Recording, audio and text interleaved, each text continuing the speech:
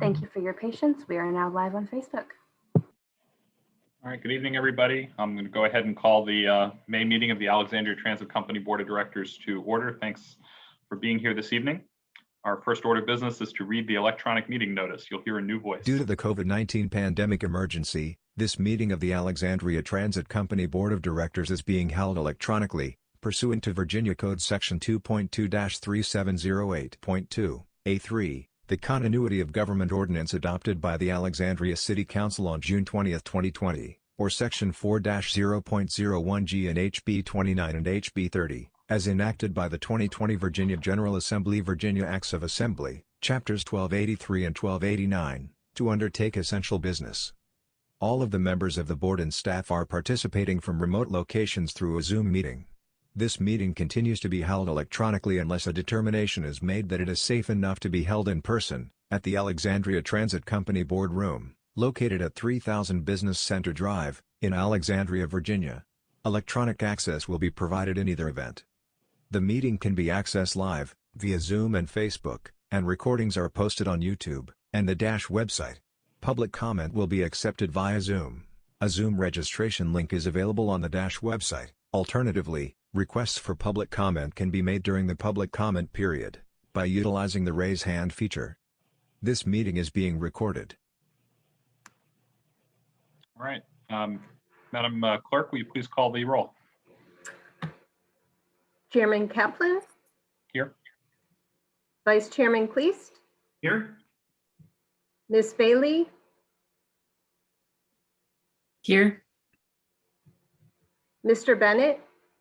Present. Mr. Chambers? Present. Ms. Collins? Present. Mr. Greaves? Here. Mr. Harris? Here. Mr. Capsis? Here. Ms. Orr? Ms. Thomas? Present. Okay, Mr. Chairman, we have a quorum. The only one absent is Hillary Orr. This is Christopher Zeman. I'm sitting in for Ms. Orr. Yes, thank you, Chris. All right, thank you. We now will go to our public meeting, public comment portion of the meeting. So we have the rules that are present and how comments can be made. Also, how to submit comments electronically. I'll ask staff whether we had any speakers who pre-registered.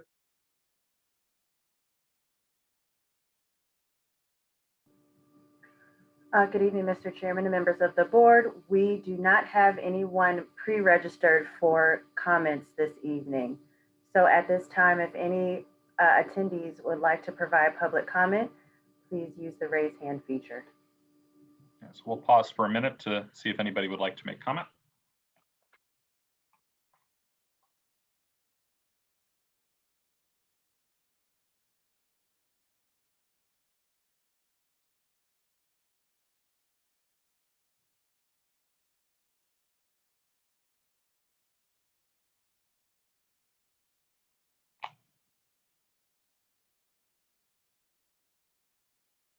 Do we have anybody, Whitney? Mr. Chair, I am not seeing any raised hands. Okay, thank you. We'll go ahead and close public comment and move on to the review and consideration of the April meeting minutes that were included in our package. Are there any corrections, revisions, or amendments to the minutes? I'm actually going to make one request, not a change to these minutes, but I'm going to make one request when we go forward. I know normally in public comment, when people speak, we get a brief synopsis. We get the identification of the name of the speaker and a brief synopsis of what they said. And I noticed we had the public hearing. We had several speakers, but we didn't note who they were or kind of the gist of their comments. So I'm just going to ask going forward if we can make that a practice when we have a public hearing. And with that, I'll ask if there's a motion to approve the minutes. Mr. Chair, I move to approve the minutes from our April meeting. All right, moved by Matt. Second. Second by Steve. All in favor, say aye. Aye. Aye. We'll move on to the chair's report. I'm again sitting at the Dash facility. I apologize for my almost tardiness today, but there's traffic again on Duke Street, which is was pretty remarkable to see as people are going back about more normal activities. I don't have a formal report, just one idea that I wanted to encourage board members to think about as we go forward. We will be having some shorter meetings this fall, especially now that we have the ATV behind us and the new network will be implemented. And so one of the things that I would like to do is to have some opportunity for some presentations from either city departments or other speakers that would be helpful to us in terms of the work that we do. I'll give you one example. We have paratransit as part of our mandate. I think a lot of you who are new to the board probably don't know that, but our charter actually, our bylaws for the board actually have us as the group that's supposed to oversee it, but we have never had any input on paratransit in the time I've been on the board. And so that's something I'll be reaching out to either through Chris or through Hillary when she comes back to see if we can arrange a presentation for that in the fall. But think about some other things that you might want to see. I know Matt had suggested maybe some coordination with WMATA about some of their operations, and I think that's something that would certainly be in order. But I think there are other opportunities that will just help us to be more effective as we get into understanding how transit impacts so many other things. So just something to think about. If you have any ideas and you want to drop me an email, please feel free. But with that, I'll go ahead and recognize Chris for the TNES report.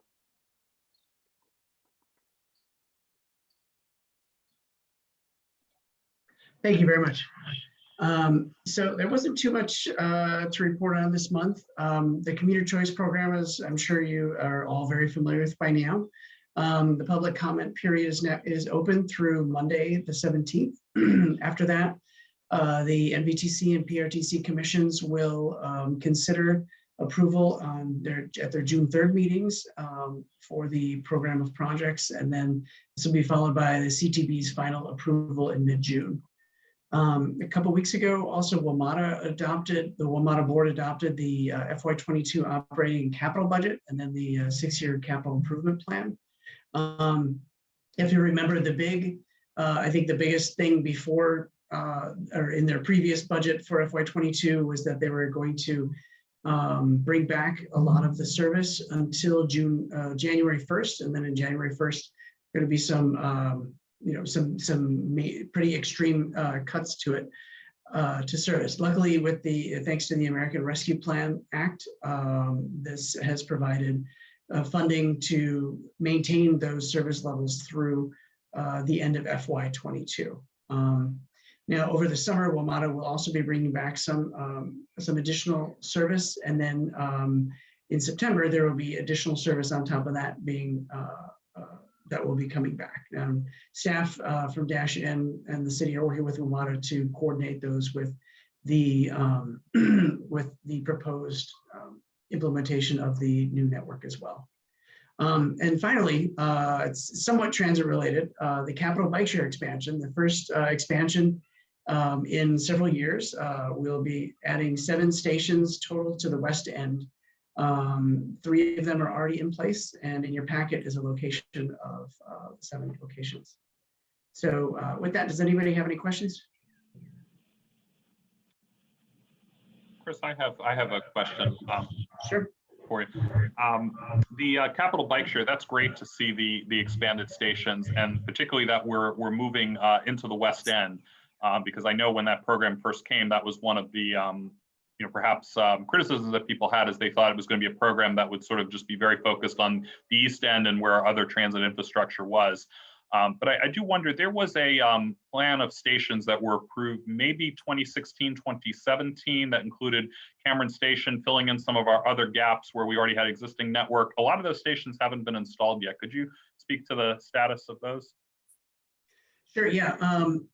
Yes, you're right. So actually in the 2016 Bicycle and Pedestrian Master Plan, it laid out kind of, it wasn't necessarily a concrete plan of where every single station would be, but basically general area of where every station would be. And the issue for the last few years has been that VDOT has re-examined the contracting mechanism and decided that, or made the decision that it wasn't appropriate or it wasn't including certain federal requirements in it. So we've been working through those now, and a lot of other stations. So yeah, so basically, long story short, the city is planning on installing those very soon, hopefully within the next year or two. Okay. Thank you. Oh, and one other question, the 11C, the 11Y is not coming back in its current form at any point. The 11C will be the replacement for it, or is that just a temporary bridge? Well, we're working with WMATA right now. Right now, that is the replacement for it. So it's for those who don't know, it'll be essentially the 11Y, but instead of going all the way into downtown, it will end at the Braddock Road Metro Station. So we're working with WMATA to restore the 11Y, but there's no decision on that yet. Okay, thank you. Mm-hmm.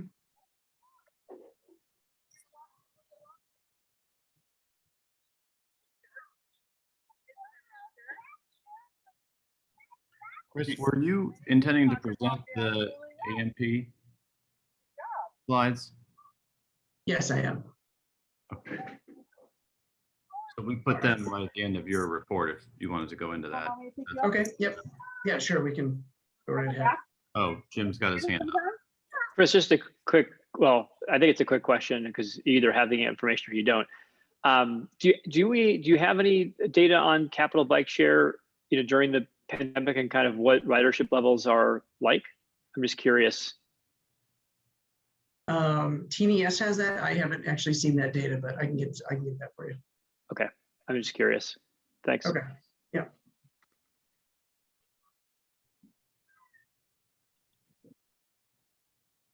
All right. Okay. Yeah, if you'd like me to start presenting on this now, I'm happy to. Great. So hello, everyone. I'll be presenting in place of Jennifer Schlesinger, who couldn't be here tonight. But basically, this presentation, I'll provide an overview of the draft plan as well as next steps. So yeah. Let's see. So the AMP, just kind of give you some background. The AMP is a strategic update to the 2008 Transportation Master Plan. It's intended to guide decision-making and outline priorities to ensure that transportation in the city continues to serve the needs of residents, businesses, and visitors as we grow and technology changes the ways we get around. So at its core, and I want to stress this, so at its core, the AMP's main goal is about getting people more and better choices for getting around the city. So in the way that it's been developed, both in the context of COVID and the general acknowledgement that we can't really predict the future, the AMP promotes flexibility to enable the city to be more resilient. And then also by having an updated master plan that explains the city's priorities, it puts the city in a good position for securing outside funding, which many times asks for consistency with citywide plans. Lastly, it promotes a framework for partnerships to help get things done more efficiently, but in a manner that is also consistent with our goals. So I want to note that the AMP is not focused on specific projects necessarily. Most projects in the city originate from plans like the Transit Vision Plan or small area plans. So this plan, similar to the 2008 Master Plan, focuses on policies and strategies, which can help prioritize and guide the identification of future projects. Next slide, thank you. Now the AMP process began in mid-2019, so actually almost 2 years ago, and it occurred over 4 main phases: the visioning, establishing priorities, policy and strategy development, and draft plan release, which is where we are today. So the plan is made up of several key elements that build upon each other. So there's plan level elements, which are on the left, which are our vision and guiding principles, which are intended to be broad and overarching items that shape the tone of the overall plan. And then at the center are the 6 main chapters. So transit, which is what we'll focus on today. And obviously it looks at making transit in Alexandria more customer friendly, more reliable, and efficient to better serve existing customers and attract new ones. And there's also smart mobility. Oh, sorry, could you go back? Thanks. There's also smart mobility, which is about using technology to make transportation more efficient. There's the streets chapter, which is about how streets can function better for all users. There's supporting travel options, which was renamed from the transportation demand management. This chapter was called for in the environmental action plan to identify ways to encourage alternatives to driving alone.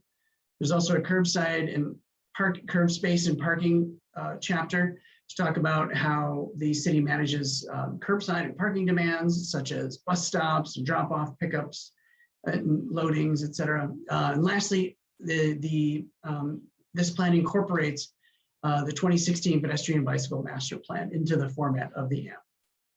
So each chapter contains policies which will help guide decision-making strategies, which are initiatives with specific actions tied to them, as well as metrics that will help us track progress towards implementation and achieving the vision and guiding principles. Okay, next slide. So the AMP obviously doesn't exist in a vacuum. Several other city plans, programs, and initiatives contain transportation-related policies and goals that have been and will continue to be kept at the forefront of the AMP implementation and citywide transportation planning, with AMP guiding principles at the core. The policies and strategies developed for this plan have been designed to support and advance these related policies and goals to achieve a cohesive citywide vision of the future.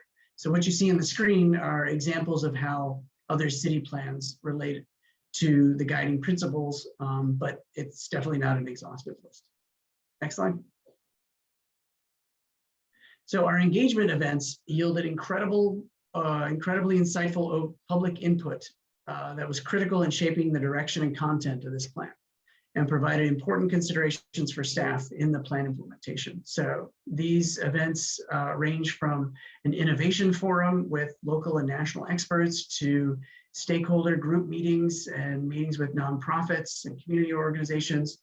There are pop-up events, advisory committee meetings, and even a virtual town hall on draft strategies. So a robust and diversified engagement strategy also really enabled us to learn from a variety of different interests and stakeholders and perspectives. More importantly, it also provided a strong foundation of public input before going all virtual last March. So more information is in our civic engagement appendix. So next, I will be going through the major plan elements with obviously a focus on transit. Now, the vision of the AMP came again from our visioning feedback forum, reviewing citywide plans and input from the advisory committee. So again, this is about having choices, not just one, but many choices to get around the city, choices that are high quality and improve the quality of life. Next slide. So the guiding principles of the AMP represent the outcomes that the city hopes to achieve through implementation of the plan. All components of the AMP seek to advance one or more guiding principles which build upon the vision, and when combined, will all help foster access to choices. Next slide. So the planning process captured several community concerns and priorities, including reducing congestion, providing more and better travel choices, and ensuring more equitable outcomes. We'll get into more detail on transit in the following slides, but the plan does include an array of strategies to address these topics from a variety of angles, including an overarching policy on equity to ensure that it's considered from project conception through implementation, and a comprehensive program to reduce speeding and cut through traffic on local streets. Next slide. So every chapter includes policies and strategies. So the transit chapter has these two policies to guide our transit program. Next slide. So, and then these 6 strategies build upon the AMP, build upon the ATV and the transit ways that were outlined in the 2008 plan, while also focusing on rider experience, making the system more equitable, and considering regional integration. Next slide. So, okay, Now, while each chapter has its own set of metrics, together the elements of the plan over time will lead to tangible and measurable progress towards achieving the plan's vision, guiding principles, and the citywide goals to improve not just transportation, but also equity, sustainability, and quality of life. So more information about how we're measuring it, how we're measuring and tracking outcomes is found in the monitoring, reporting, and key performance indicators appendix. Next slide.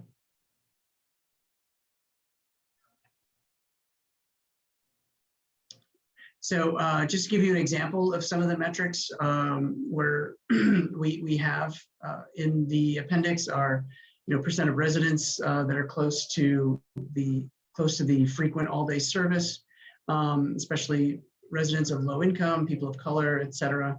Then also looking at annual transit ridership, on-time performance. This is all data that's already being collected. So we're using it to measure the outcomes of the AMP itself. Next slide. So the next steps are focusing first off on plan adoption. So we are going to be seeking the AMP Advisory Committee endorsement in a couple weeks. And then in the late summer and fall, we'll be going to commissions and boards for their endorsements. And then the Planning Commission hearing and a City Council consideration in the fall. Next slide. Once the plan is adopted, staff will begin to pursue the actions from each strategy. So some require additional funding, while others we might be able to accomplish with existing staff capacity or through partnerships. So we'll be tracking plan implementation on a regular basis, probably every 2 or 3 years, depending on the metric. Next slide. So thank you all very much. Yeah, thank you all very much. Does anybody have any questions? Can you go back to the very first or second or third slide where you had the phases? I just wanted to see if those phases incorporated what we're doing now with the ATV, the fact that we're going greener with our, purchasing electric buses. Did anything change here or need to be adjusted in these phases now that we're in the fourth phase? Do you mean to incorporate electric buses or in general? The initiatives that we have currently, the buses, the ATV plans, the change of the routes, does all of this is still valid? No, all of that is incorporated into the AMP. So the AMP hasn't changed anything from the ATV, for example, and it hasn't.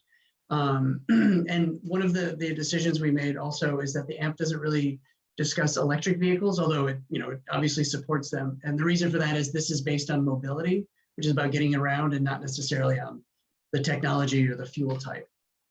But yeah, but nothing in this plan contradicts any of the existing dash plans. Okay.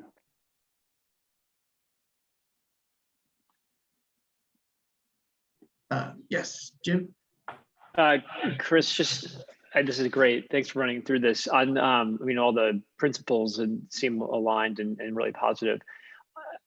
On the electric front, I did a question, is the AMP not the place where there would be, I guess, mention of how the city is approaching electric charging stations, both on public and private property, outside of sort of dash and transit, but I mean more for personal vehicle use, or is that only something that's part of some of the work that Bill Egger's doing on the energy side of the city? Correct. That falls under the work that Bill Egger's doing. Okay. Yeah. Is it cross? Just curious. Is it cross-referenced or is it just? I mean, it's not inconsistent, but just trying to understand. Right. Yeah. And a little of that, a little bit of that is actually, kind of talked about or discussed in the curbside chapter of, considering the potential for incorporating electric vehicle charging and things like that. Okay. Yeah. Thank you. Mm-hmm. Chris, from a process standpoint, there's on the agenda, it's noted that there will be a request for a letter of endorsement. Might I understand that we're going to be approached for that in the fall based on what you indicated in the timeline? Yes, correct.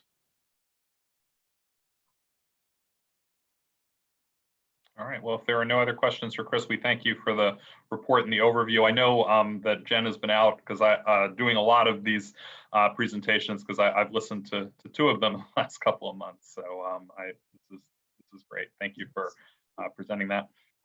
Sure, absolutely.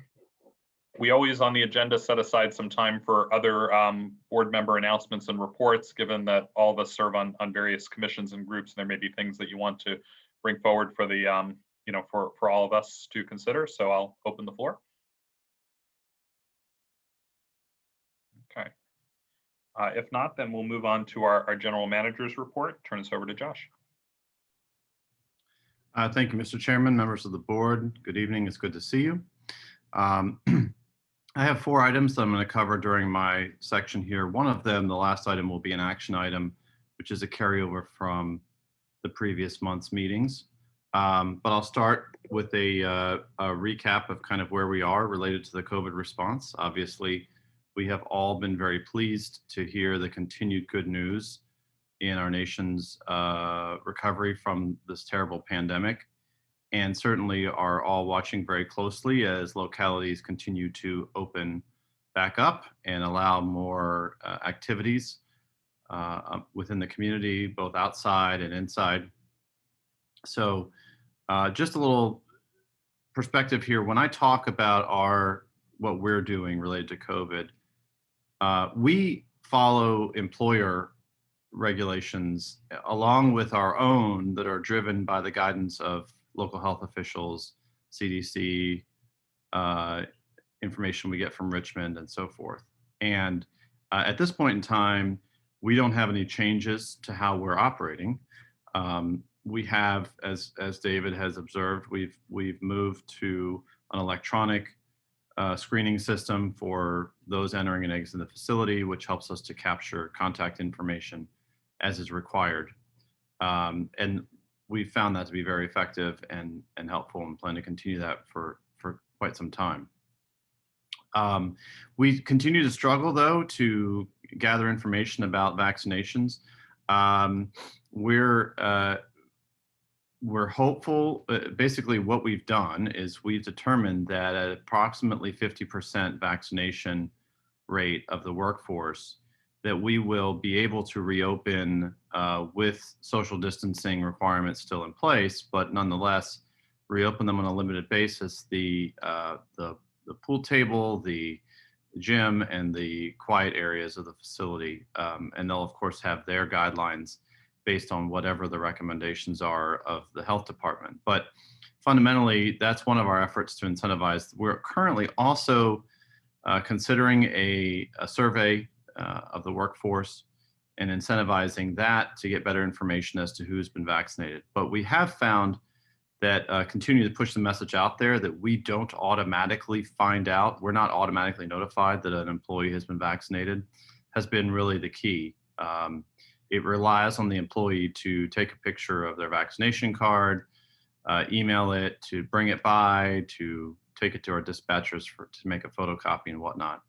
And so that's why we still only know of a smaller percentage of our workforce being vaccinated, somewhere in the 20 to 25% range right now. Those numbers are changing daily, so we'll keep you updated, but we're continuing to see progress and encouraging people to turn in their vaccination cards. The other item here that you see on the screen is included in your packet, along with a more detailed route by route kind of synopsis of ridership. And you can see here when you look at the yellow bars and the gray bars, which are FY20, starting back in March and April when the pandemic got started. So there, you actually have 2 years worth of COVID. We're coming up on 2 years worth of COVID service, if you might call it that, to get a perspective of where we are relative to where we were the year previous. But we've continued to trend around 40% of our normal ridership, and expect to see that continue to move up as regulations are relaxed. The last thing I would note is that the mask requirement for riding public transit is not going away. Although we do not limit capacity on vehicles, we do follow the federal regulations, and those are still in place regarding mask usage and mask requirements for passengers. Continue to see good adherence to that, continue to have positive outcomes from our bus operators and the great job they're doing in making sure that they work with our riders to their best of their ability to make sure that they're wearing their masks. And so I salute them and all of their work that they've been doing to try to keep people safe. The next item here is a new item, and I'll ask you to bear with me for a few minutes while I kind of explain the concept here. I'm sorry, Matt, it looked like your screen moved. Yeah, just a quick question on the prior slide. How are you incentivizing folks to get the vaccines? Well, so that's two parts. One is the ability to reopen our gym and our quiet room and those kinds of things, right? We're hopeful that that is an incentive in itself, but we're also considering pushing out a survey and a raffle type activity, or a raffle type activity associated with those who've turned in vaccine cards already and then need to do. So we're tossing around ideas. But you know, our goal is we would love to see 100%, but we also recognize that that is probably not likely. So we're just going to try to get as far as we can and have as many as we can. So I'm facing the same dilemma as well. I would just be a little cautious in terms of giving preferential treatment, like access to the gym. It may be construed as discriminatory if someone has a health reason or a truly held religious belief. So it's just a tricky topic when you do some incentivization or incentivizing folks. So just be careful, that's all. Sure, and just to be clear, the gym would open for all to use, of course, with safety expectations in place. It's a small gym, so we would probably try to limit to 1 or 2 people at a time. But that's a good point, thank you. And I don't think the intent, and I'll confirm that, I don't think the intent is to limit it only to individuals who've been vaccinated. I think it's just we're just setting a bar to say this is where this change will happen within the facility for all, regardless of vaccination status. Yes, Ian, your hand was up. Hi, have you had a informational session like a town hall? Because we still don't know what's causing the hesitancy. Is it lack of information, myths? And I'm thinking, for myself, when this first started back in January, having the information from medical experts helped me make up my mind, this is the thing to do. So I'm wondering, was there a session for that? Sure, so good question. There have been a couple of sessions. We don't do the town halls anymore because largely we've struggled to get people to come on Zoom, which we all understand. But we have moved, we do quarterly presentations, and and that's a part of the presentation and the conversation this quarter, talking a little bit about vaccines and vaccination. To your point, that's part of the concept of the survey for us is again, right now we're kind of waiting to see where do we get in this last sort of stretch here related to the reopening of the facility, components of the facility. But, part of the survey would be to allow people to remain anonymous if they want to, and to get a better understanding of them as to why it is that they are concerned. But your point is well taken. I think there are a lot of different angles we're taking, from video monitors in the facility to the newsletter that's sent out to the trainings that they're required to attend to just conversations. But, I think where we get the furthest is with sort of side conversations, typically that the staff have with their immediate supervisors. And it's a wide spectrum of things. It's distrust in the government. It's concerns about religious implications. It's uncertainty as to the side effects, you name it, we've probably heard it. So we're just continuing to try to keep our information campaign clear and as effective as possible, considering the limitations of how we can reach the workforce. Yeah, we're up against the battle everywhere. There's a lot of disinformation out on the web. There's a lot of information that comes at everyone in the community, not just at Dash, that instills doubt for sure. So, but we'll keep working at it. I'm confident we're going to get there, and I have a lot of confidence in our team to do everything they can to get it done. Okay, if there's no other questions on that. So in the past meeting, I listened in as the board deliberated a bit in response to City Council's movement on supplying Dash with a local subsidy, which was sufficient to discontinue fare collection as of September 5th.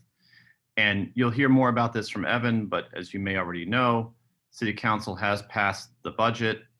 The add delete, which was to make Dash fare free, was unanimous consent. We have been funded that in the final budget to go fare free. That's the extent of what we've received from the city. It's just the money, and the money is for you to go fare free, and the expectations we go fare free. And so in listening to the board at the last meeting and having a conversation with the chairman and continuing to have conversations with staff internally, I wanted to present to the board a concept, and there's no action required on this except I just want to listen. I have my pen and my paper, and I want to get a sense from you as to your guidance on this. But essentially what I am proposing is that the board establish a fare-free framework, a relatively short document, set of standards that are associated with our fare-free program. I am not encouraging the use of the term pilot. And largely my professional recommendation on that to not use the word pilot is based in the fact that oftentimes pilots are viewed as something that will end or that is up for debate. And the signal that we've received from the city, and I sat with the City Council in all of their deliberations related to these matters and in conversations I've had on the side with leaders and City Council members, is that they've never said pilot. So my thought was, if we could put together a framework that addresses things like, what are the goals that the board would like to see from a program like this? What are conditions for its continuation, both short-term and long-term? Can we address somehow the issue of equipment? You may recall from our last meeting, my staff talked about the fact that there's equipment associated with fare collection, and it is very expensive, very, very expensive. And there's investments that are going to need to be made in order to continue to collect fares on their smart chip. So there are some timeframes that we already know that would be helpful to document as a part of this program. It would also guide us, for example, in when do we remove the fare boxes from the buses?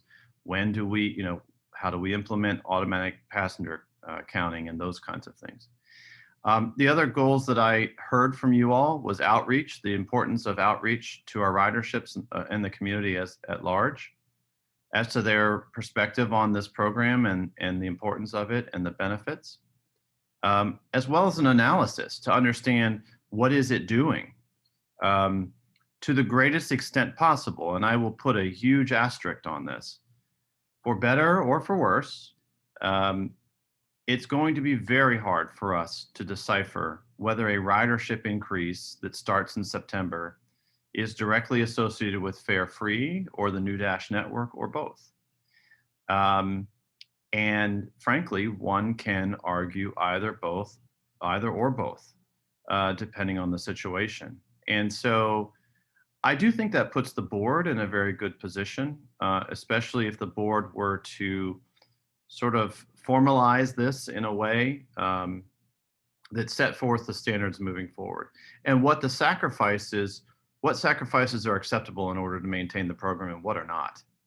I heard from you all concerns about having to cut service and affect accessibility to transit simply to maintain fare free, and whether or not that's an acceptable trade-off. And obviously none of this applies this year. We know this year, but staff are already starting to work on next year's budget. Incredibly, in the next month or so, Evan will already be in preliminary budget meetings. And I know there are a number of city staff, including ones on this call, that deal with the same thing. So that's what I mean when I talk about a framework. It's a formalized way to reflect the intentions of the board. Any considerations the board wants to make sure are addressed. Because ultimately the board is under the bylaws, the authority in deciding fare structure and fare related decisions. And admittedly, at this point, that decision is made for this fiscal year coming up. But for future ones, I think many have expressed concern that that will be the challenge. And the last thing I will say before I stop and I'm all ears this evening, is that once fare free has been funded as a part of the regular service under DASH, our impression is that it becomes a part of our current services. And the term current services in the city is when the city says, give us a budget for what you're currently doing. And that we would assume going forward that there's no fare revenue.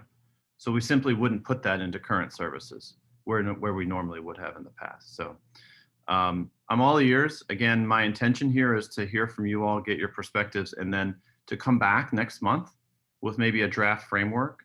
I'm very comfortable with the board either moving quickly on it next month and getting it done and out of the way, or if we need to wait until the fall, I still think it's acceptable to do that, even though we will be rolling out the fare free in September.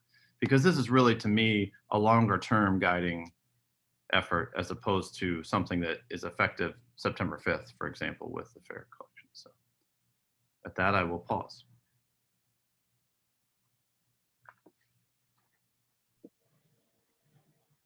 Who wants to get us started? Well, I will throw out a question for all of you to consider then. One of the things I was talking with Josh as I was walking in the building is to understand there are unfunded portions of the ATV that primarily Duke Street service that is scheduled for partially in FY23 and partially in FY24. So when we look at how we support fare free and in terms of the fiscal conditions for the program to continue, are we satisfied, and I think there may be difference of opinion on the board, if we are just able to continue doing what we do, or are we telling council this is contingent upon you fully funding the remaining portions of the ATV, and then going forward as we get to the FY30 part of the plan? So I think that's something that we should, try to get a position on, because I think it's going to be very important as Josh said, they're going to be starting preliminary budget negotiations very soon. Hey, Josh, obviously this is all new territory for us. What kind of studies available? And if possible, could you give us some news or data from other cities comparable in size that have gone fare free and what the outcome and results were?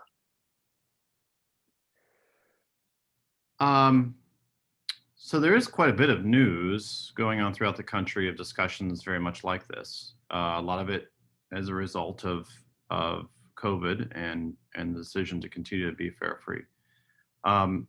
If it's okay with you, what I would propose is that in June, we come back with maybe some key talking points that we might interpret after speaking with fellow systems that have done this. It sounds like what you're looking for is some lessons learned. And so maybe we could come back with some highlights of lessons learned for your perspective. I don't know them off the top of my head. Again, the industry has always said, whenever this is casually discussed, it's a great thing. The only disadvantage is that I've ever heard argued about fare free has been the implications that it has and changing the mindset of riders when they are no longer feeling like they're paying for something. And that tends to equate to disruptive passengers, vandalism, vagrancy, various different kind of behavioral issues is really all that I've ever heard people talk about, especially when someone is very against it. They have said, oh, no, don't do that because you're going to have all these problems, that kind of stuff. And I will say that we've talked about that internally, and our intention on the staff level is to make sure that our rider policies are well, established. They're already there in our ride guide and those kind of things, but really pushing to show those more visibly inside of the buses to make sure that we are prepared to support our bus operators when they are attempting to enforce those. That's probably the number one thing I've ever heard, but I'll certainly research it and we'll give you some other key takeaways if we can get them.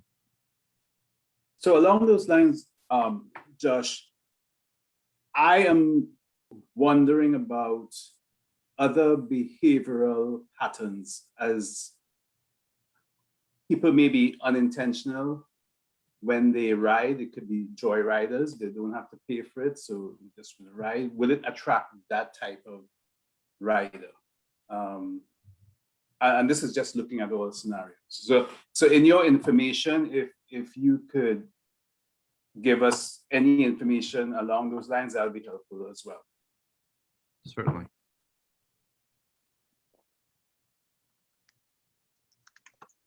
Hey, Josh, one clarification question. Will the charters go away or will you still charge for those?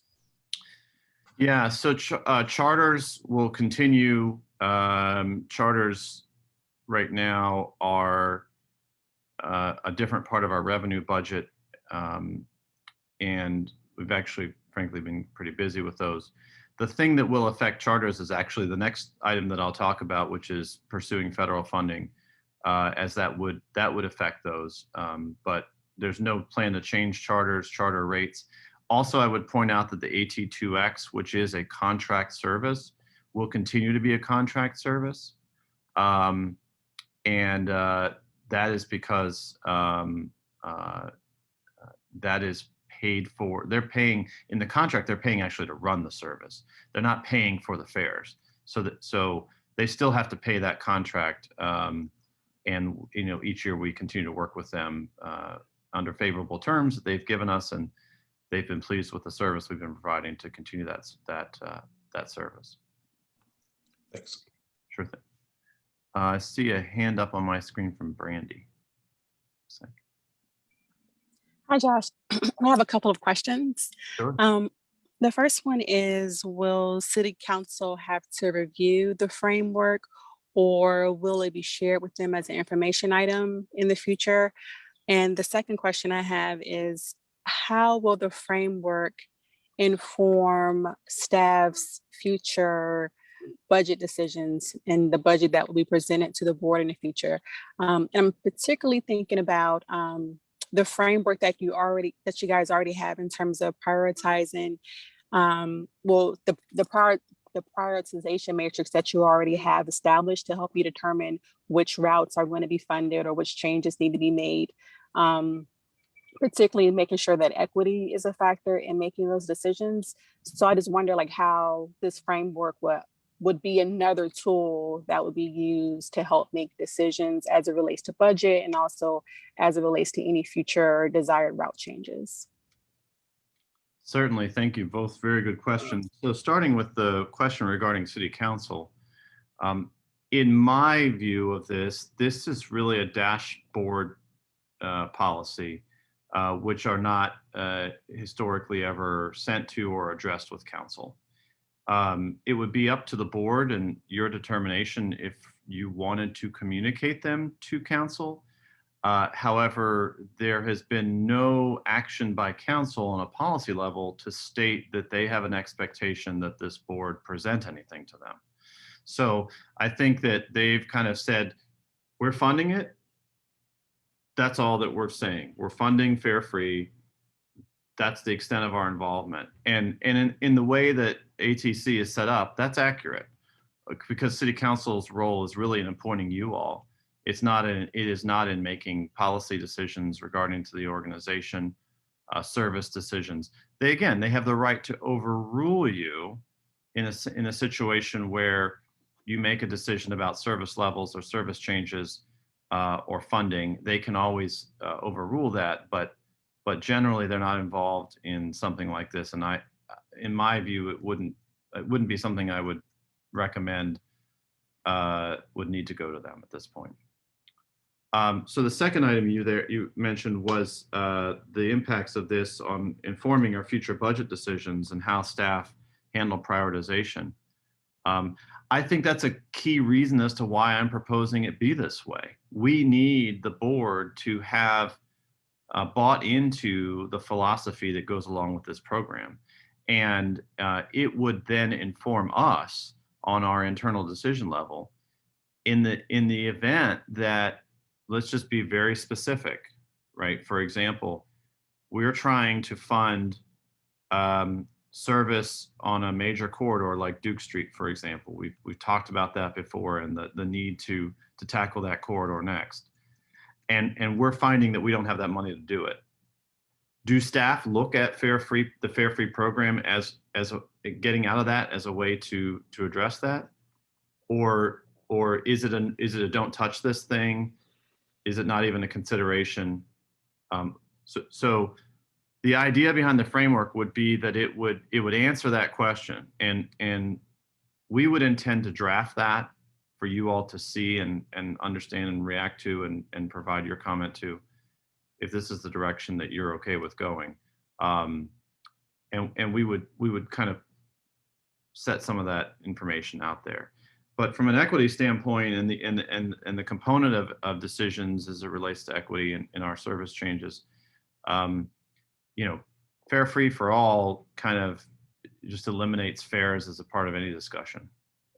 It just is, and it is the reason that we pushed that if they're going to do this, it should be for all and not just specific areas or corridors or times of day or groups of people, because that was more concerning from an equity standpoint to manage and deal with.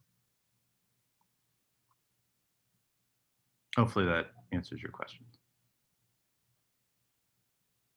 Thank you. Sure. Hand up from Steve. Yes, thank you, Josh. I'd like to circle back to that issue, the last issue you brought up under the additional considerations category, and David also raised as far as our ability to move forward with service improvements, service expansions. And did you get any sense from your interaction with City Council that the expectation would be, as we move into these new phases, that we would be able to secure the level of funding required to support those initiatives? Or are we at a point where, I think as you described, it's you tell us what you need to maintain your service and submit that as your budget request. Any insight from your discussions with the City Council members? Yeah, I would just say that my perspective in looking at the current City Council, and I think that's important to emphasize, the current City Council, is that there is a lot of support for continuing to implement the new Dash network in accordance with the ATV, the plans outlined by the ATV. And there's a lot of understanding there, I think, of the implications of what it's going to take to do that. So I think current council, if it was unchanged, which we know that's not going to be the case, but if we were talking about this a year or two from now, they would expect to see that put forth by Dash. And I think they would expect us not to even touch on Fare Free. I think in their eyes, they've decided to go Fare Free. They're not looking back. Now, that's just my perspective. That's not an official position. I always like to make that footnote, but but I think that that's kind of the impression that at least I've gotten from them. But we would obviously have our work ahead of us on the staff level and also on board level under a new council to make sure that these priorities are explained and presented to them as early as possible in their terms, so that when it comes to them in a budget format, they know what it's about.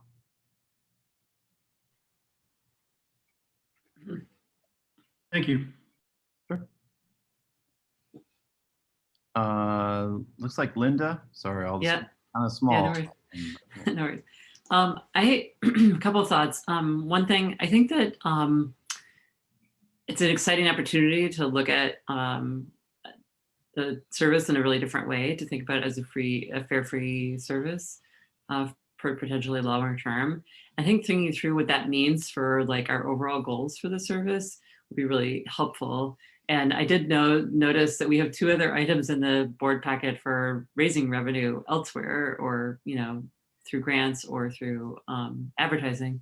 So I just want to be clear that it's not clear to me that this is going to work out forever money-wise for the city, basically, whether they want it to or not. And on the other hand, it is a largely, the fare box recovery is low, right? So it has been largely subsidized anyway. So I think thinking through like, what did that revenue do, like kind of in the past, and how can we fill that? How can we think about that in a different way, so that we can still do exciting new things like electrifying our fleet, or doing the new planning effort, things like that, and feel like we can still achieve those goals, because those are part of, I think, our underlying or kind of head of the page things we want, like, oh, we want to have a really great service that is drawing people to it, and providing good value for everybody who rides on the bus, whether they pay for it or not. They pay for it in time, if nothing else, right? So if a bus trip requires 2 changes and takes 40 minutes, that's a cost also, right? Not just the fare itself. So I just think thinking through that and thinking like, how do we make sure we're still aiming for those goals and not kind of getting caught up in kind of the wake of this and just trying to identify potentially other funding sources for it, which I'm sure that's not the council's purpose in saying like, hey, by the way, why don't you look at federal grants? But I mean, taking federal money is no joke and costs money in its own right, basically. So I think, just thinking through that a little bit more would be good.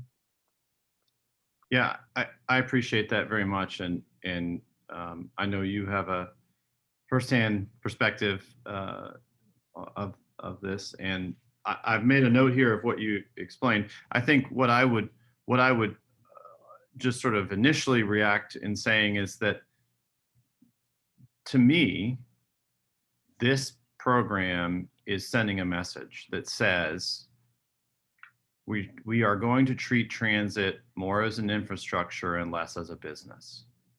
And I think that's a good conversation to have. I think that's how transit should be treated. I think that it's a fundamental part of our community and our infrastructure. But of course, footing the bill for it has always been a challenge, and that's where fare revenue has at least contributed in part. But and to your point, it's a pretty small part relative to the overall cost of operating the service. I'll take your comments and use them. I think the other thing that I would say is, again, getting a little ahead of myself here in regards to talking about federal funding, the only federal money that is potentially being discussed here is capital, and fare collection at Dash does not play a role in funding capital programs. It hasn't ever, and I don't think it ever would. So a good point and an important thing, and I've made a note here of your comments, and make sure we respond to those when we come back to you.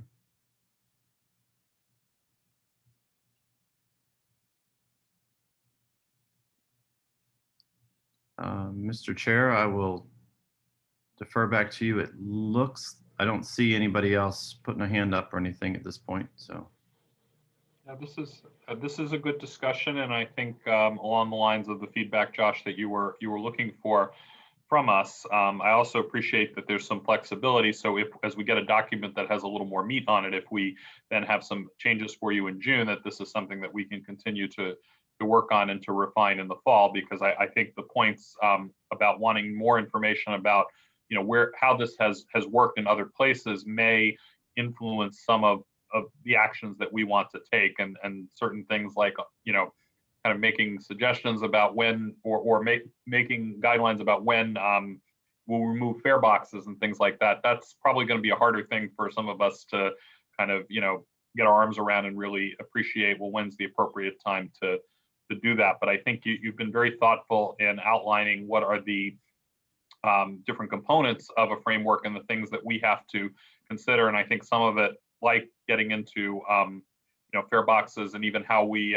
train operators on behavioral issues are things that, you know, when we look at this at a really high level, probably weren't playing into our, you know, our discussions as much. So I think this is a really, really good start, and encourage you know, staff to continue to work on this and bring it forward for us to consider. Your point also about the political process is an important one as well, because there will be a need to educate new members of council who join, and to understand what were the reasons that this program was done, what are the goals that we have here, and, you know, what are those continuing costs to ensure that it can continue, and then what are some of the things, the benefits, as well as what are some of the areas of savings that we have as a result of doing this. So that's going to be certainly a challenge for us come next year. Absolutely. Certainly, if anybody else on the board wanted to close this out, I'd give my colleagues another opportunity to be heard. Okay, hearing none, we move on to your next item. Thank you, Mr. Chair. And as far as expectations, what I will do is I'll bring a draft back to the board and attempt to incorporate all of these comments, as well as the understanding that we've had from you in past conversations, for further discussion and consideration. Okay, so the federal fund discussion, as was hinted to in the last item, this is just to bring the board up to speed on discussions that are happening right now. We have engaged in some conversations with city staff in strategizing how to effectively plug large gaps in our capital program funding to the tune of $53 million plus over the next 10 years in capital program deficits, specifically related to electrification and challenges associated with that. We are way ahead of anyone else in Virginia as far as our infrastructure, the funds that we have in place already from the state, and the equipment that we already have on site, as well as is coming later this summer. We want to continue that momentum. And for those of you who've been on the board for some time, you've heard me talk about federal funds briefly in the past, and generally the fact that DASH avoids being involved in them, largely because the cost benefit analysis that we've done has not proven a really great case to move forward.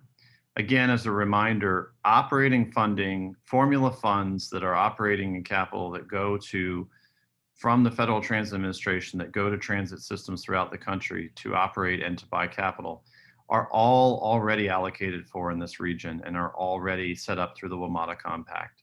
So we're not talking about operating assistance money here. We're not talking about formula funds, which are based on population or population density or ridership and those kinds of things. We are strictly talking about discretionary programs. Now, the new administration is very pro-transit, and that's awesome. That's really important for us to try to grab onto. So the city manager has expressed the importance of us pursuing this. I agree.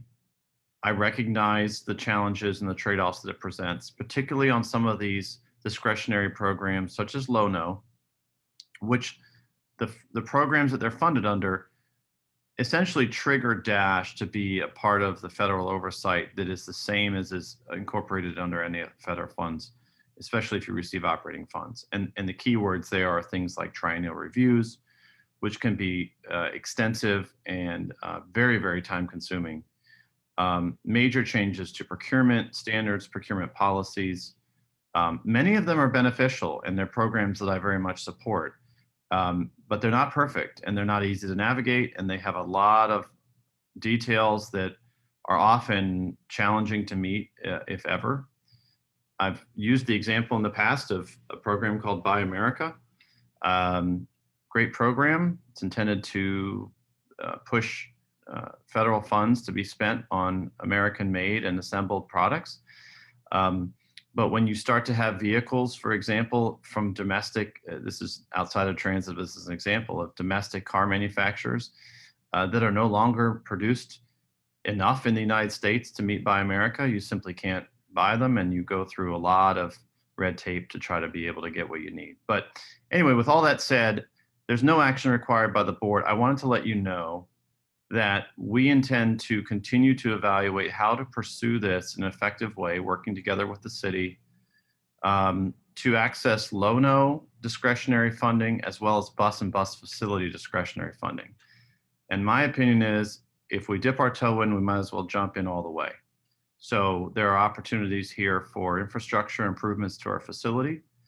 There are opportunities outside of Low-No, which Low-No is just targeted towards electrification and low emission, no emission, but there's lots of other funds out there specific to capital infrastructure that we would potentially pursue. It won't be easy, it won't happen overnight, but I wanted to assure you that we're looking at every angle and working with the city to understand how that would happen.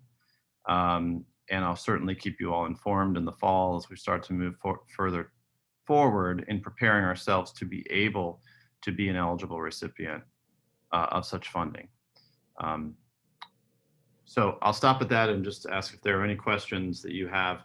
Again, this is an informational item only. So Josh, does that include the 13C stuff under the FTA?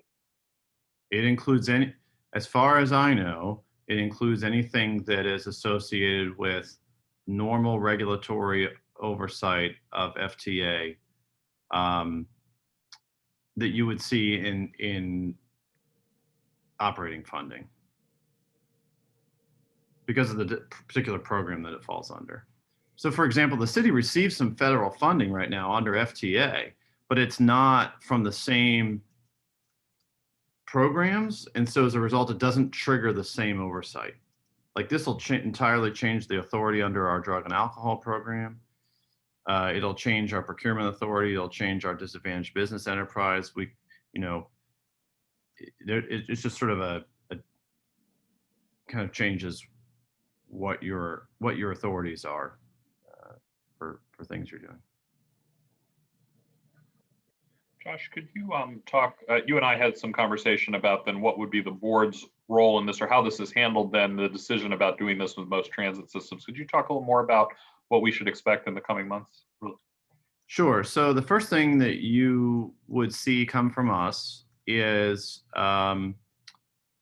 any changes that conflict with any board policies that are in place at this point in time. Now, one of the things on our list has been to address that.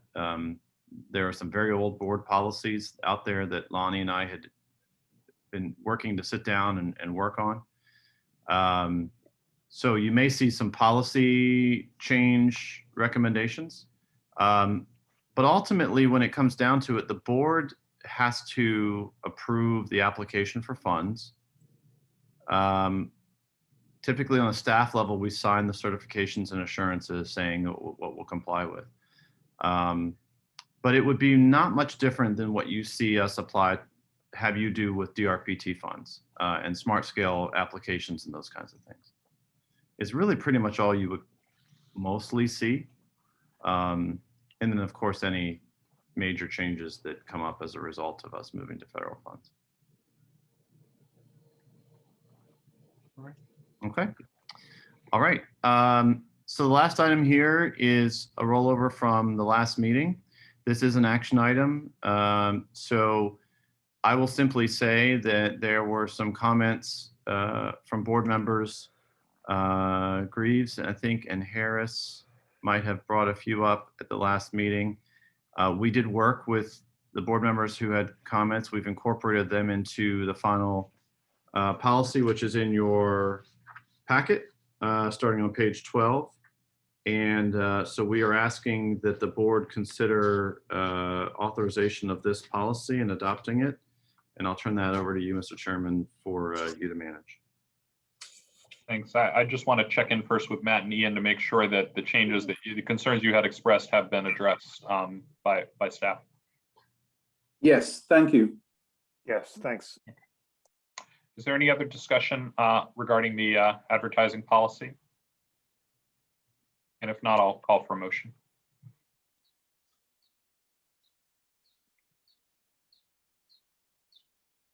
Mr. Chairman, I move that the board consider adopting the policy produced by staff, referred to now as the advertising policy. Second. Second by Larry. All in favor indicate by saying aye. Aye. Aye. Any opposed? Any abstentions? Passes unanimously. Thank you, Mr. Chair. That concludes my report. All right, Evan. Good evening, Mr. Chairman and members of the board. My financial reports begin on page 16 of your board packet. I'll begin tonight simply by saying we remain on track to finish this year within our budget. We had a monthly surplus that was very large in the month of March of almost $3.5 million. And that is because we transferred all of the remaining CARES Act transit allocation to the actual DASH accounts within the city in the month of March. And so we're now projecting, we have a year-to-date surplus, of $3.3 million. And what we're going to be doing over the rest of this fiscal year is kind of spending that down, as we go through our normal operations without receiving passenger revenue as we normally would. And we're projecting a remainder of about 1.5 million at the end of the fiscal year. And then what we will do, working hand in hand with Ian and the accounting division at the city, is to reclassify that to deferred revenue, which will allow us then to make use of that surplus CARES Act funding in fiscal 22, as is called for by the proposed budget that we will address here in a moment. But to go back to specifically the month of March, we did resume passenger fare collection on March 15th. Passenger revenue was favorable. It was above our projection for the month, which is great. And I can now say it's above our projection for the month of April as well. Not by a large amount, but we're covering what we need to cover with just a little bit to spare. I would note we did have some variances with regard to maintenance service, including with some large accident repairs that are going to be refunded by insurance. And I just wanted to clarify, we will receive that insurance reimbursement within the same fiscal year to adjust against the actual repair expense. On a similar note, we had a larger bill to one of our contractors that is doing a really interesting project, improving our real-time prediction accuracy, which they're also then testing that and collecting data about how much the predictions are improved. And we had a bill related to that was going to get, has already actually in the month of April been moved to a grant account. We just needed to wait for that grant to be funded via the City Council Supplemental Appropriation Ordinance. So just wanted to note those two variances on the March report. But otherwise, everything, all the fundamentals for fiscal 21 remain unchanged. And we will have that remainder at the end of the fiscal year, which will be made available for use in fiscal 22. The actual reports for March are on pages 17, 18, and 19. And I'm really happy to answer any questions you may have about them.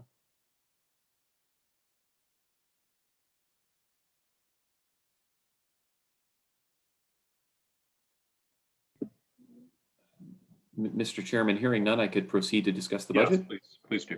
That begins on page 20 of your packet.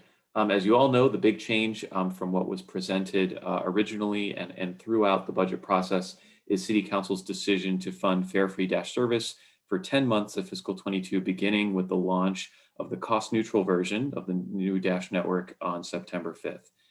King Street Trolley also resuming service on September 5th.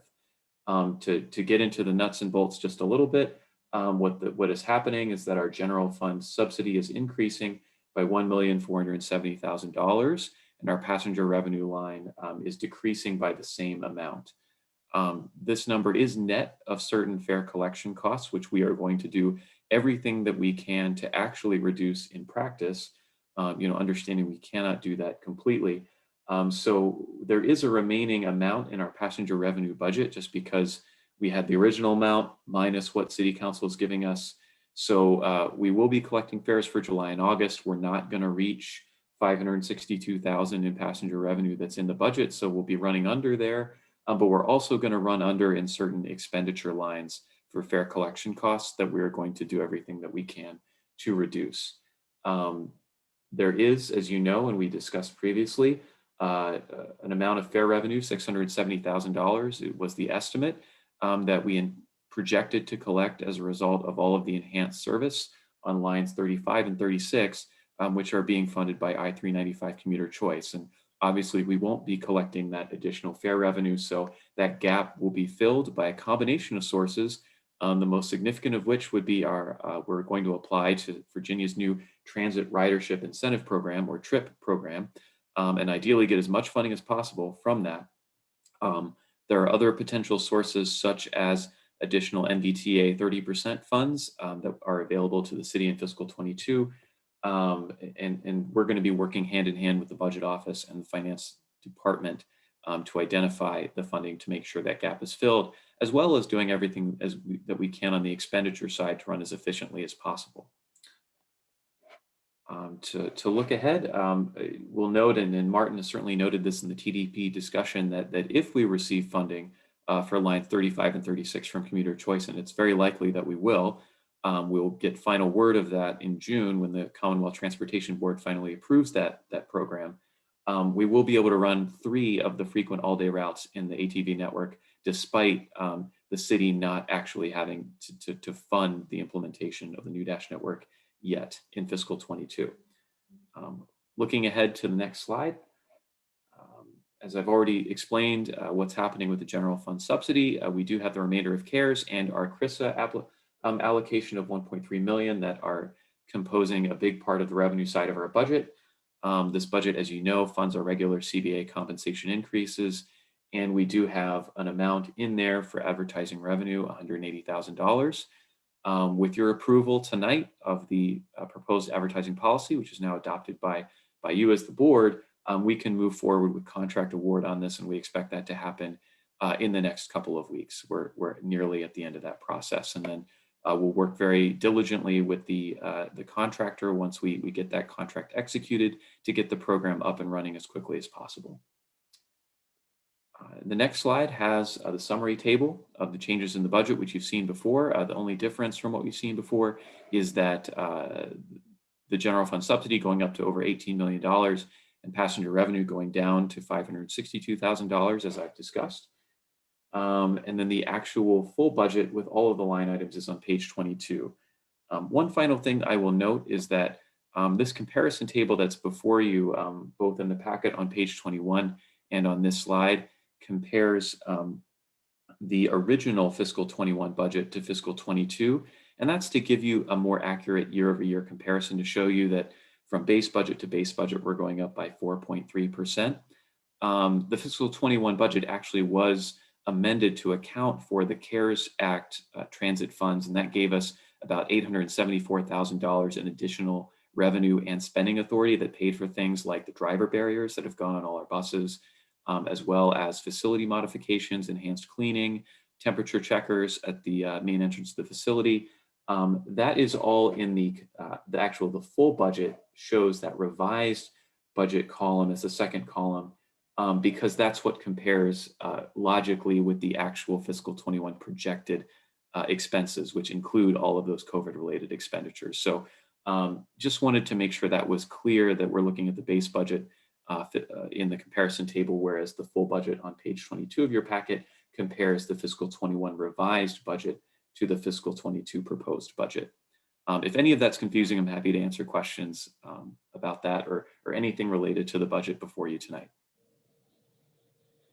Evan, I had one question on the fair revenue that we're leaving 562,000 in, which I now understand is I had wondered at first when I read your report if that was because we were thinking that fair revenue is going to go way up. But basically, we were taking the certain number of months that we were going to collect fair revenue and then just giving that percentage, but that would be lower both with kind of continuing pandemic as well as it's before the network. But you're saying it's really just the delta between what the city gave us and basically what we were going to collect in fair revenue. So it's not really, doesn't actually add up to those 2 months.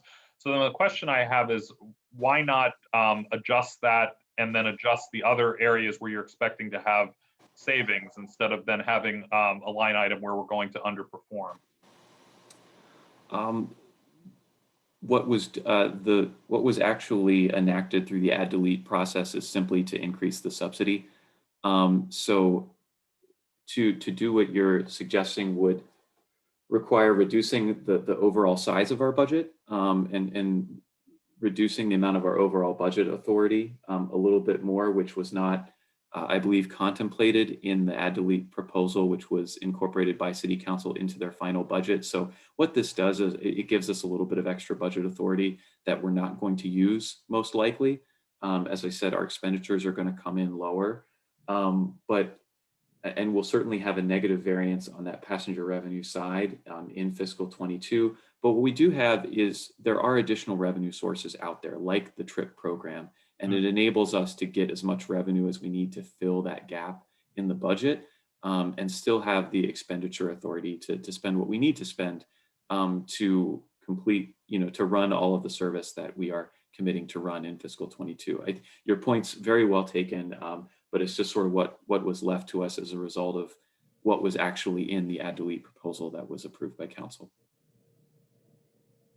Okay, no, I appreciate that. I mean, should we add a footnote or something about? I just don't want somebody to look and just say, well, Dash, clearly there's something going on there that they didn't in the last 2 months. They were charging fares that the fare revenue was were so below what they were supposed to bring in. It could, at a glance, tell a different story about us, and so I don't know if that should be reflected somewhere in the budget itself, so that we understand why that line item is set at that level. I don't know what's appropriate in terms of the, I don't know, principles or standards that you use when you create the budget.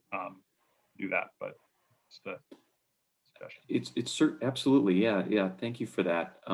It's certainly something that we'll disclose very clearly in the financial reports in fiscal 22 on a monthly basis, as variances arise. And if it's the board's will, we can certainly include whatever disclosures you deem appropriate in the approved budget.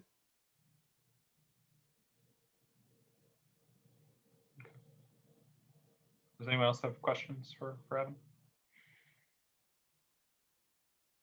Okay, if not, then we, I'm fine with, on my comment, if it's going to be clear in the financial reports and that, we feel that we can then explain why that item was set at that amount. I just was concerned that, it makes sense. If we already knew that we weren't going to get there, why to include it? But I think I do understand from what you said, why that was set at that level. So, I mean, I'll defer to you all as to how you believe that needs to be disclosed. So I'm not going to prescribe anything specific on that, but if there aren't any further comments, we do need to adopt the budget tonight. So I'll ask if there's a motion.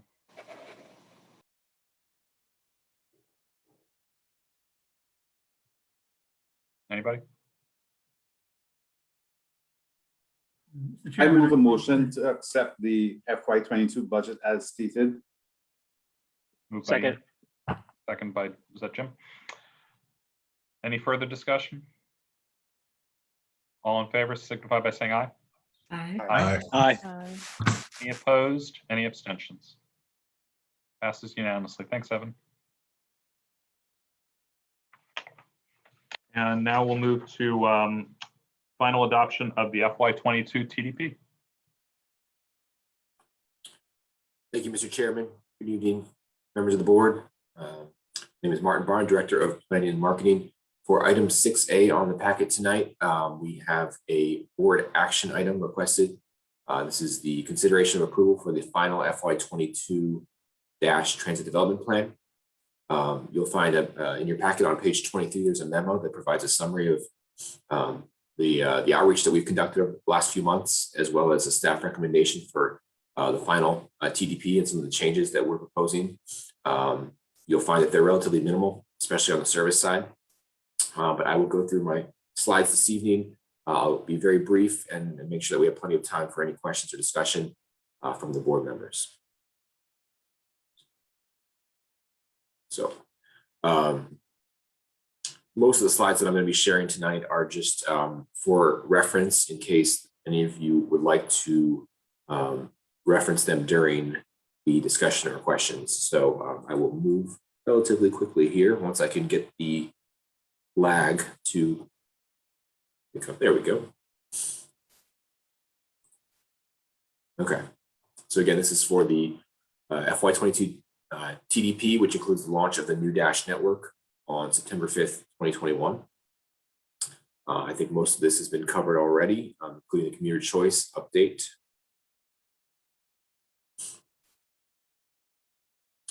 I have the maps that the board has seen numerous times before, and there have been no changes to these maps from what has been provided to the board in previous meetings. We've got the system map and then also the Old Town map.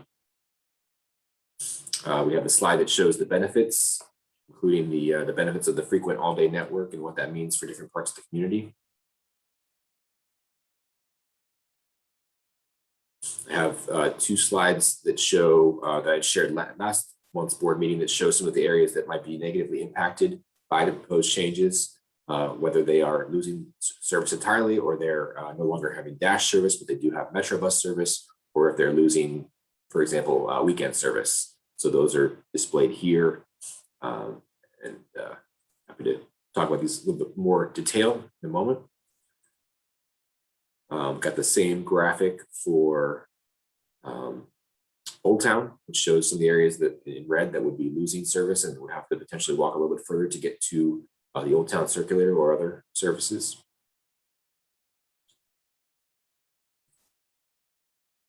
Also got a, you can find more information on this in the memo in your packet, but we obviously did a lot of outreach over the last 2 months, presenting our draft plan to the public and receiving feedback.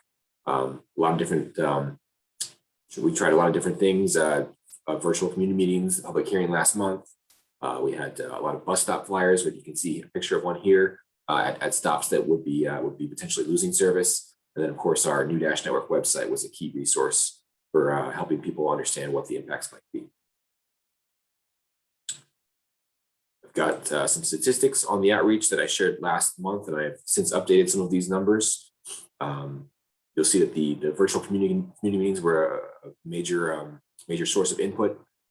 We also received a couple dozen email comments, which are included in your packet in full compilation of those comments. Mr. Chairman, you had mentioned at the outset the public hearing. We did receive 5 public hearing comments, and those are briefly summarized in that packet as well. They're mixed in with email comments, so I apologize that we didn't call those out specifically. And then I did also want to highlight that we did also in the last month receive several letters of support from community organizations such as the Old Town Civic Associations, Carlisle Council, Seminary Hill, and also the Transportation Commission. So those are included in your packet as well. In terms of, sorry, this is the interactive polling results from the virtual community here meetings, the 4 meetings, and you can see that the numbers suggest that the majority of participants at those meetings felt that the new network was better for their personal mobility needs as well as better overall for the city.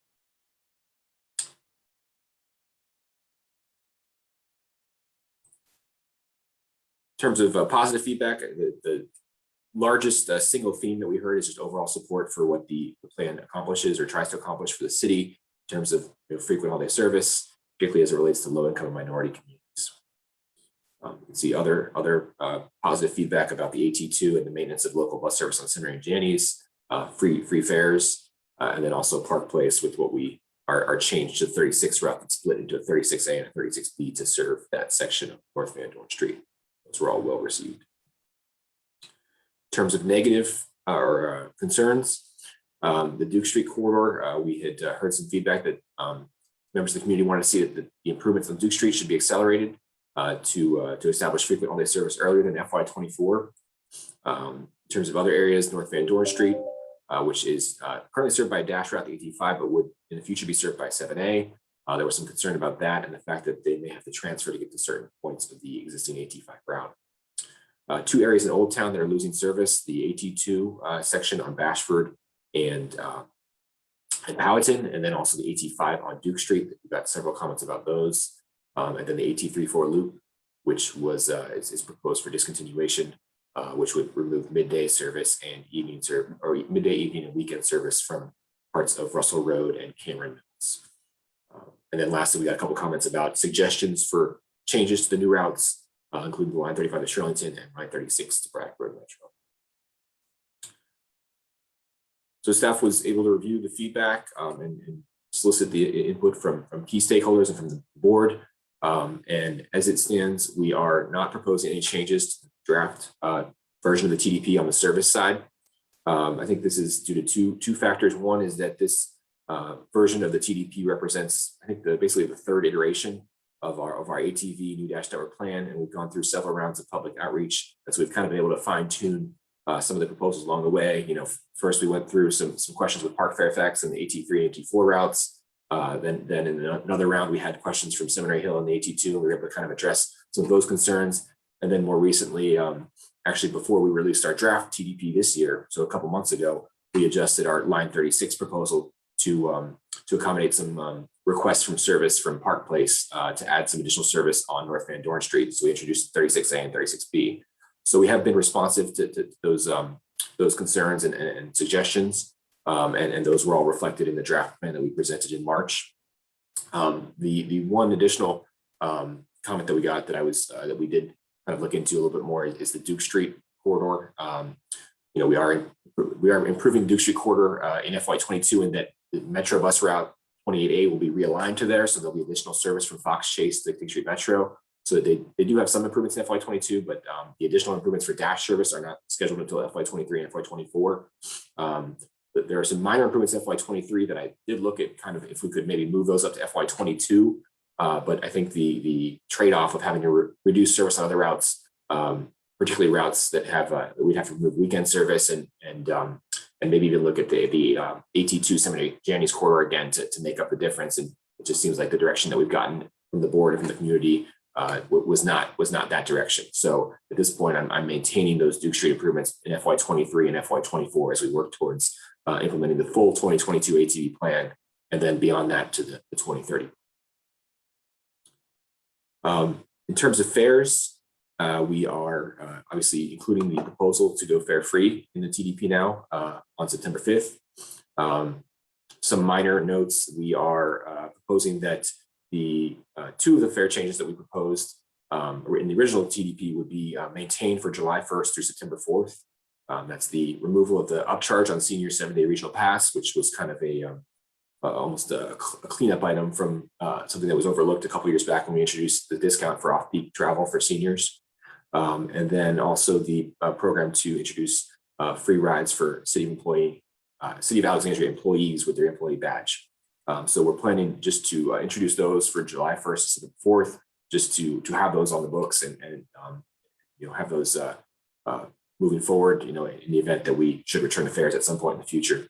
We are not introducing the change to the Smart Trip Dash Pass due to the confusion that might create the additional communication that we would need to do that to create a 31-day pass versus the monthly pass.